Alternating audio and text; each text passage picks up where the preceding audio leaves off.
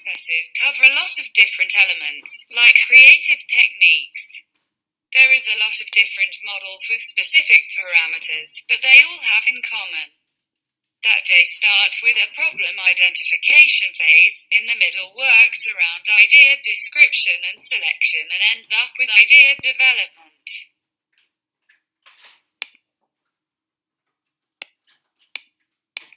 When discovering the problem, it can be if you just suddenly got an idea, or maybe you made a market survey and found a new need to cover. In this phase, you need to be clear about what the problem is. Why is it a problem? When is it a problem? To who is it a problem, and what causes the problem? In this phase, idea description, there is no limit for the kind of ideas. This is where you want to be creative and put away your logical thinking. Maybe it is the most crazy and not relevant ideas that become the best ideas in the end. Now you want to look through some more realistic glasses. Look at the ideas and throw those out that are too unrealistic.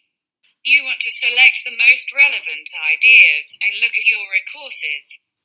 If you don't have the materials or time, you may even throw out some good ideas, but they are just not realistic to this project. You found your idea, and based on the whole process, you know how to use it to solve your problem. That doesn't mean you're completely done, because the idea can always be better. You also need to implement to perform the idea. After that, you may discover new needs to cover or an even better idea.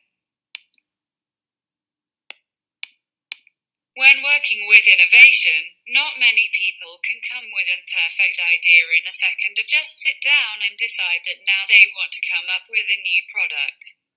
It's therefore important to know some techniques and processes that can help with developing ideas. Creative processes promote the ability to think innovative and creative. To use creative processes, you need to be aware of the way you are thinking.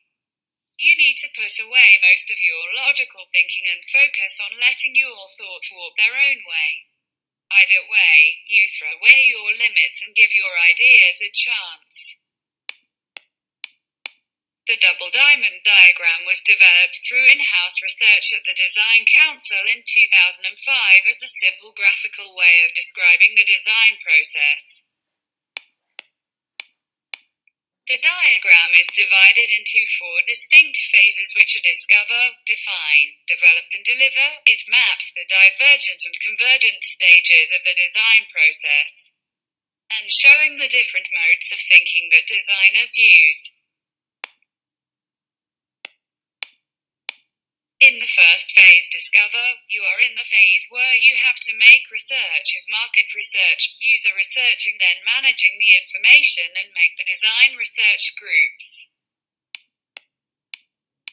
In the second phase, define, and the key activities during this stage are project development, project management and project sign-off. In the third phase, develop, is where the design-led solutions are developed and tested in the company.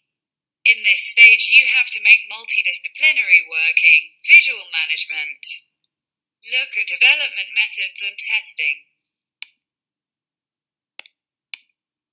In the final phase of the double diamond model is deliver, where the resulting product or service is finalized and launched in the relevant market.